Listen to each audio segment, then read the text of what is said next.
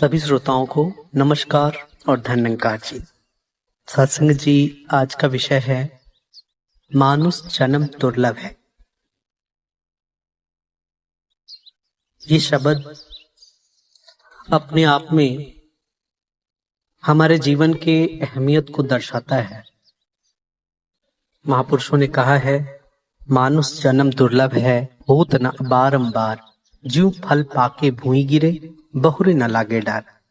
जैसे फल पककर जमीन पे गिरने के बाद फिर वह डाल में नहीं लगता, उसी तरह से मानुष जन्म में अगर ब्रह्मानुभूति नहीं हुई तो फिर 84 लाख योनियों के बाद मानुष जीवन मिलने के अवसर मिलेंगे। और साथ संगत इसी जन्म में इंसान ब्रह्मानुभूति द्वारा मुक्त हो सकता है। श्रीमद् भागवत गीता में कहा गया है, इंसान की आत्मा अमर है, वो एक आत्मा से दूसरे शरीर में अपना स्वरूप बदलती रहती है। लेकिन उसी भागवत गीता में यह भी समझाया गया कि ब्रह्मानुभूति द्वारा इंसान की मुक्ति संभव है। इंसान जब मुक्त हो जाता है तो वो अपने वास्तविक स्वरूप में निराकार पार ब्रह्म परमेश्वर का जो स्वरूप है, ईश्वर अंश जीव अविनाशी चेतन अमल सहज सुख राशि के स्वरूप को धारण कर लेता है और अपने जीवन को सार्थक बना लेता है। मानुष जन्म में ही इंसान अपने जीवन के वास्तविक स्वरूप को जान सकता है। अपने वास्तविक स्वरूप को जानकर ब्रह्मानुभूति द्वारा मुक्ति की प्राप्ति कर सकता है। तमाम संतों महापुरुषों ने इंसान को जगाने का प्रयास किया और ये बताने का प्रयास किया कि इंसान अगर मानवीय गुणों से युक्त होकर गुरु पीर पैगंबरों के जो आचरण को अपनाकर जीवन जीते हैं तो वो मुक्त हो सकते हैं। कहते भी हैं, धन धन राजा जनक है, जिन सिमरन किए विवेक, एक घड़ी के सिमरने पापी तरे अनेक। कि वो राजा जनक जी धन्य है जो विवेक के साथ ज्ञान के प्राप्ति के बाद जिन्होंने सिमरन किया, और एक घड़ी के सिमरन कि जो सिमरन एक घड़ी मतलब हर घड़ी को ध्यान में रख के करते हैं, पापी तरे अनेक, बहुत सारे पापियों का दुख निवारण हो जाता है, उनके पाप कट जाते हैं अगर वो सतगुरु के चरणों में समर्पित होकर ज्ञान की वास्तविकता को समझ लेते हैं, अपने को आत्मबोध से जोड़ लेते हैं। सत्संगत महापुरुषों ने कहा है, रात गवाई सोई कर, दिवस गवायों खाए, हीरा जन्म अनमोल था, कौड़ी बदले जाए। कि इस जीवन को कहाँ मुक्ति के लिए दिया गया, कहाँ 84 लाख योनियों से मुक्त होने के लिए दिया गया, लेकिन इंसान केवल जोड़ने और बटोरने में ही लगा हुआ है।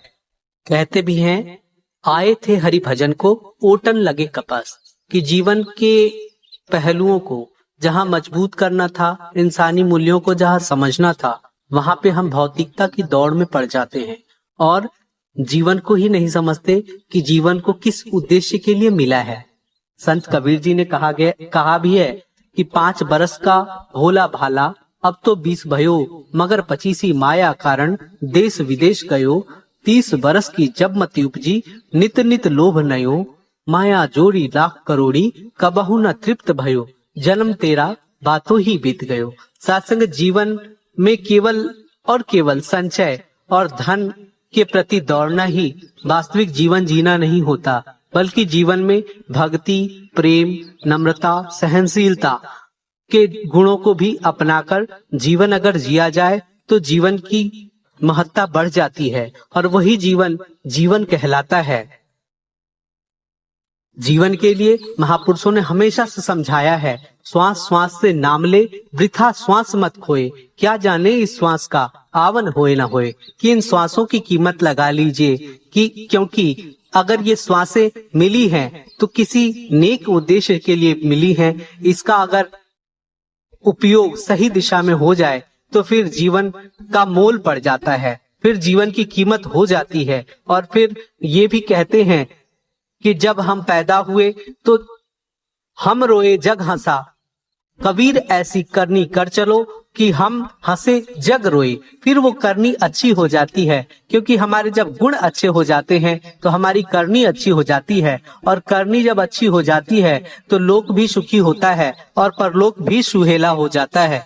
इसी तरह से महात्मा हमेशा समझाते रहे हैं, दो बातन को भूल मत, जो चाहे कल्याण, नारायण एक मौत को, दूजे श्री भगवान। कि दो बातों को कभी मत भूलिए, एक तो ये तय है कि मृत्यु होनी है, दूसरा परमात्मा को प्राप्त करने के लिए ही इंसानी जन्म मिला है। इस बात का जब ध्येय बन जाता है, ध्यान बना रहता है, तो साथ संगत इंसान बचपन से ही जब जन्म लेता है तो इस उद्देश्य से जुड़ जाता है कि हमें सच्चे सतगुरु की शरण में जानी है, और जो वो पथ बताते हैं, जो भक्ति का तरीका बताते हैं, उस तरीके को अपनाकर जीवन को, उनके बताए दिशा निर्देश को मानते हुए जीवन को जीते चले जाते हैं। और यही जीवन की सार्थकता भी है।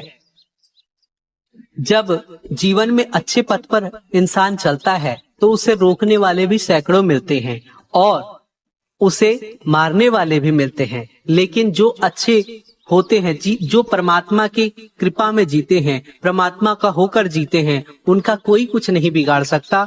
उनका जीवन भी जीते जी अमर वाला होता है। कहते भी हैं, जाको राखे साइया, मार सके ना कोई, बाल न बाका कर सके जो जग बैरी होए। दुनिया के जितने जग बैरी हो जाए, लेकिन उसका बाल बाका नहीं हो सकता, क्योंकि उसका रखवाला परमात्मा होता है। और साथ संगत जिंदगी के लिए हमेशा महापुरुषों ने समझाया भी कि अभी हंस रहा था, अभी मर गया, जिंदगी और मौत का फासला तो देखो। हमेशा इसलिए चेतनता के साथ महात्मा युक्त करते रहे कि हे इंसान, अभी इस जीवन का मोल पड़ जाए, इस जीवन के महत्व को समझ लो, क्योंकि कहा भी है, पानी केरा बुदबुदा, असमानुष की जात, देखत ही छिप जाएगा ज्यों तारा प्रभात। जैसे तारा दिन में दिखाई नहीं देता, ये जीवन कब खत्म हो जाए कोई नहीं जान सकता। इसीलिए महात्मा अपने जीवन को परमार्थ के प्रति समर्पित होकर जीने की सीख हर मानव मात्र को देते हैं, और ये भी बताते हैं कि हे इंसान, आप परमार्थ के लिए ही अपने जीवन को जियो, ताकि जीवन का वास्तविक आनंद आप प्राप्त कर सको, और उसी आनंद में हमेशा आप खुशहाल रह सको। कहते भी हैं, खोदत खोदत चूहा मर गईले, आनंदी लूटत भुजंगी। कि चूहा खोदता रहता है, लेकिन उस चूहे का बिल का आनंद कौन लूटता है? वो भुजंग अर्थात सांप उस बिल का आनंद लूटता है। कहते हैं, सींचत सींचत माली मर गईले, आनंदी लूटत भवरंगी। कि बाग बगीचों में माली सींचता रहता है, लेकिन आनंद कौन लूटता है? वहाँ जो भंवरे घूम रहे हैं वो बाग का आनंद ले रहे होते हैं। इसी तरह से कहते हैं, जोड़त जोड़त कंजूस मर गईले, आनंदी लूटत कौन?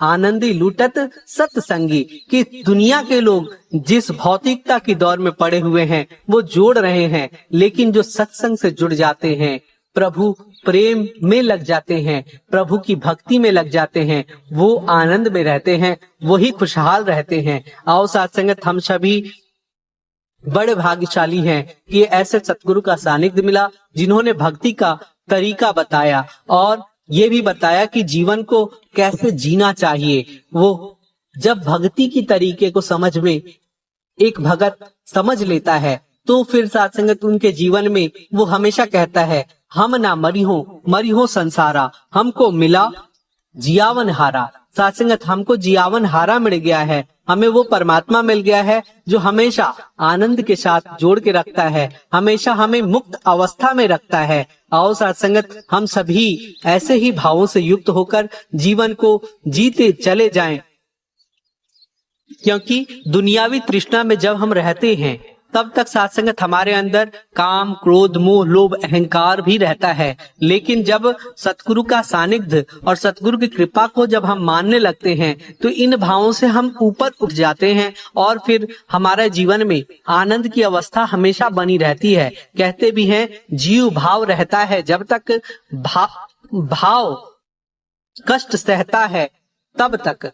कि इंसान के अंदर जब ये भावना होती है कि हम जीव हैं और हमें ये करना है वो करना है, तो साथ संगत ये करने कराने के चक्कर में वो वास्तविकता जो भक्ति के लिए उसे ये जीवन मिला था उसको महत्व नहीं देता और वो जीवन भर दुख पीड़ा में ही जोड़ने और तोड़ने में ही लगा रहता है कि किस तरह से जीवन में संपत्ति अर्जित की जाए और किस तरह से जीवन की यात्रा को और भी खुशहाल किया जाए। लेकिन वास्तविक खुशहाली सिर्फ और सिर्फ भक्ति में होती है, क्योंकि कहते हैं मरने से ही पाइए पूर्ण परमानंद। एक मृत व्यक्ति की काया पड़ी होती है, साथ संगत अगर देखा जाए उसके परिवार भी होते हैं, उसकी धन संपत्ति भी होती है, सब कुछ होता है, लेकिन उसके अंदर वो चेतना नहीं होती कि वो महसूस करे ये मेरा है, ये मेरा है, या ये मैंने उपार्जन किया है। वो केवल ये सोचता है कि नहीं, अब मैं केवल और केवल परमात्मा का हूँ, ईश्वर अंश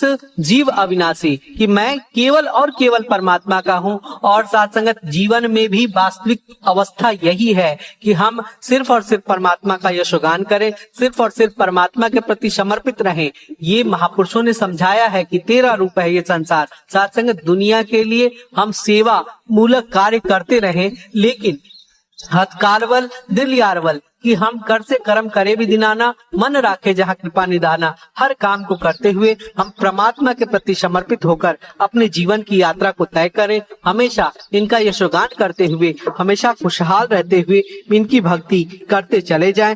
इसी तरह से महात्मा समझाते हैं, कौड़ी कौड़ी जोड़ के जोड़े लाख करोड़, चलती बार न कुछ मिला, लिया लगाती तोड़। कि कौड़ी कौड़ी जोड़ते हैं लेकिन कुछ भी साथ नहीं जाता, और साथ संगत जाता है तो फिर ईश्वर का यशोगान जाता है। ईश्वर के प्रति जो भक्ति हमने की है वही हमारी असल पूंजी होती है। और साथ संगत इस दुनिया का वास्तविक स्वरूप भी यही है। धरा को प्रमाण यही तुलसी, जो फरा सो झरा, जो बरा सो बुताना। कि जो यहाँ पे जन्म लेते हैं वो मरते हैं, और जो फलते हैं उनका फल भी टूटता है। तो आओ साथ संगत हम सभी को सतगुरु ने जीवन के वास्तविक स्वरूप से रूबरू कराया है। हम इस महत्व को समझते हुए जीवन में जो सतगुरु ने बख्शा है, सेवा सिमरन सत्संग और साथ संगत, इसका हमेशा ध्यान रखते हुए, प्रभु का यशोगान करते हुए, एक दूसरे को प्यार देते हुए, एक दूसरे का सम्मान करते हुए, एक दूसरे का सहारा बनते हुए, हमेशा इस परमात्मा का यशोगान करते हुए जीवन की यात्रा को हम सभी तय करें। हमेशा परमात्मा का शुक्रगुजार होके जीवन में इनके भाड़े में रहना सीख जाएं, इनकी कृपा में रहना सीख जाएं। यही अरदास, यही शुभकामना के साथ दास आपसे इजाजत चाहेगा। प्यारी साथ संगत जी, प्यार से बोलिए धन्यकार जी।